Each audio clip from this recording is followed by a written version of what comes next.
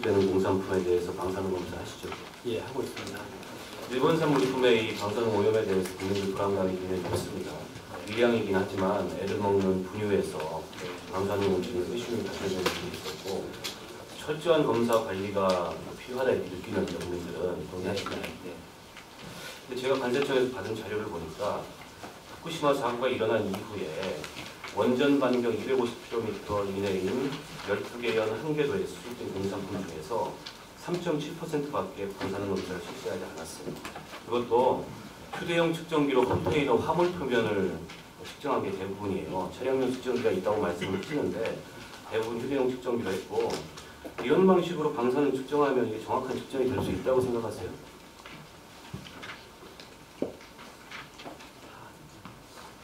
실험합니다. 총장님 답변하세요.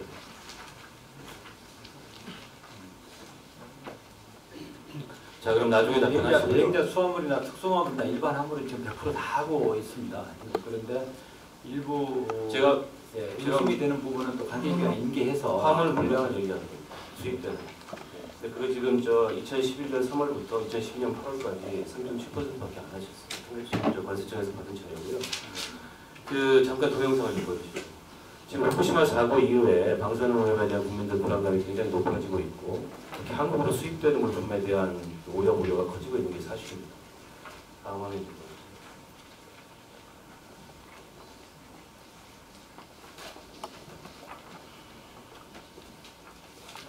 동영상 화면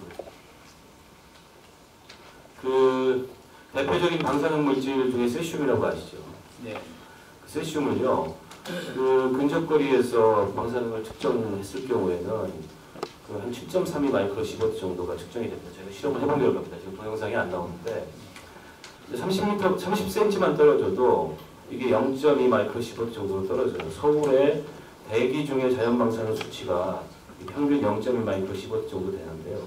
무슨 얘기냐면 30cm만 떨어져도 사실상 측정이 안 된다는 얘기입니다. 근데 이 세슘이라는 물질이 반감기가 30년이 넘는 상당히 위험한 방사능 물질입니다. 컨테이너 안에요. 오염된 물질이 아니라 설사 방사능 물질이 들어있다고 해도 컨테이너 밖에서 측정해갖고 그게 측정이 안 됩니다. 현재 같은 측정 방법으로는 이걸 알 수가 없어요. 컨테이너 안에 열어보지도 않고 표면을 측정해서 자연 방사능 수준이 나왔다. 그런 문제가 없다. 당연한 거 아닙니까?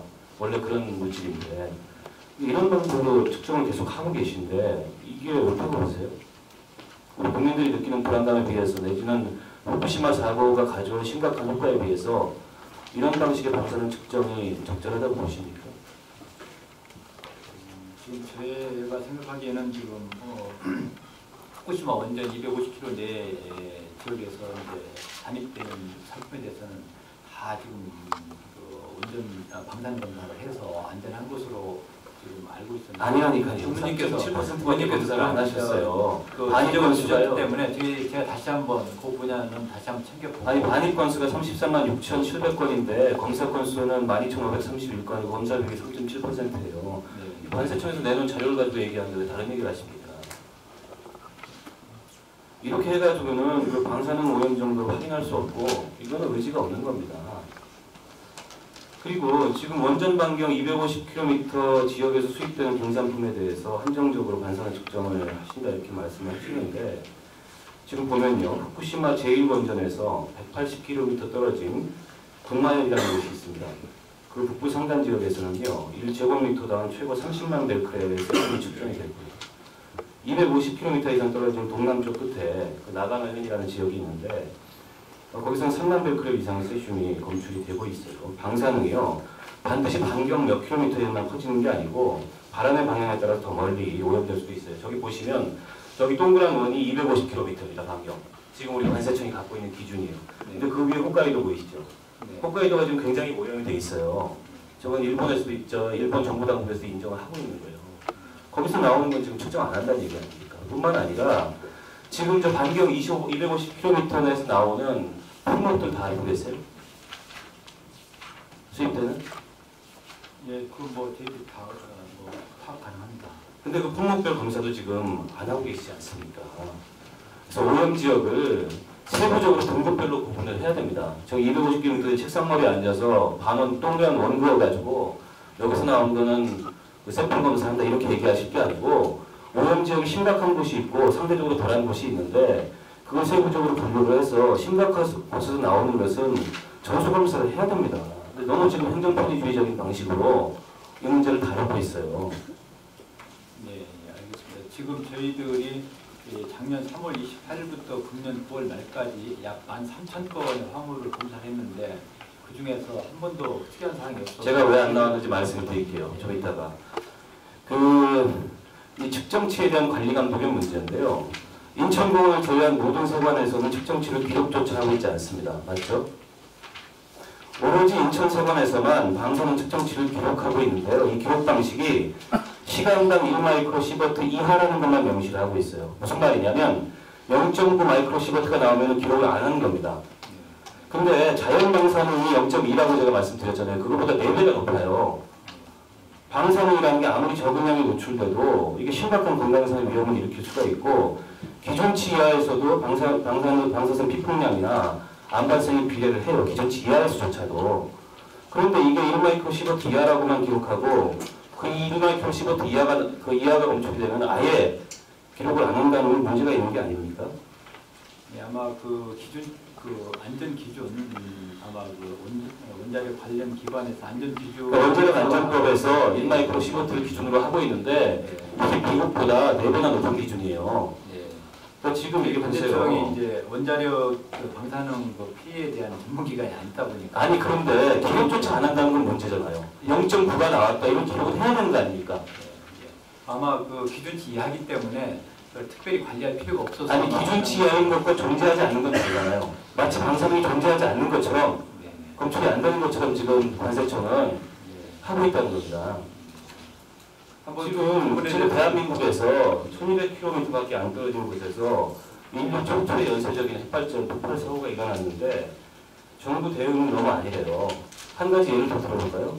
일본에서 지금 그 후쿠시마 사고 이후에 중고 자동차를 1,500부대를 우리가 수입을 했습니다.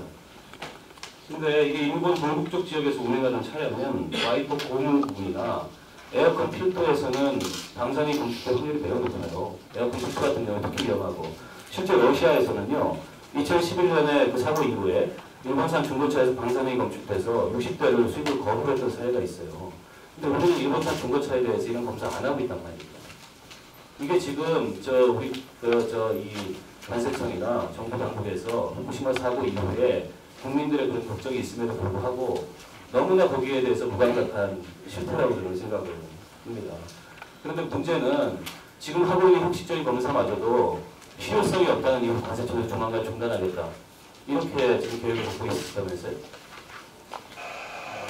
지금까지 아까 말씀드린 것처럼 한 1년 반 가까이 이제 그동안 했는데 13,000건을 샘플 조사를 했는데 그동안 아니 그렇게 하니까 검사가 안 나오는 겁니다. 그래서 알겠습니다. 그 의원님께서 지적을 하셨기 때문에 그 부분에 대해서는 저희가 다시 한번 관계 기관과 이런 그 기준에 그래서 오염 지역에 대해서 정밀하게 파악을 하시고 그 검사는 물론 측정 수치 기록을 철저히 해야 됩니다. 이 문제 관해서 개선 계획 세워서 종합감사까지 보여주세요. 우리 조폐공사 이어서 질문 드리겠습니다. 아까 우리 그 존경하는 윤호중 의원께서 GKD 사업 관련해서 아동노동 문제를 지적을 하셨는데 사장님 너무 그 편안한 답변을 하셨어요. 그건 그 나라 문제다. 볼까요? 근데 지금 조폐공사 윤리강령을 보면 윤리를 최우선의 가치로 생각하며 모든 업무 활동의 기준을 조폐 윤리원장에 두고 업무 수행을 하겠다 이렇게 되어 있습니다. 그리고 본문 6장, 그 윤리강령 본문 6장의 국가와 사회에 대한 윤리의 28조 1항을 보면 그 유엔의 글로벌 컴팩트에 가입을 하셨네요. 유엔 글로벌 컴팩트가 뭔지는 아시죠? 이게 그 기업의 사회적 책임에 관한 아주 보편적인 국제적 기준입니다. 10가지 원칙으로 구성이 되어 있는데 그 원칙 4번, 5번을 한번 제가 저기 띄웠습니다. 읽어보세요. 4번은 모든 형태의 강제노동을 배제한다. 5번은 아동노동을 효과적으로 처벌한다.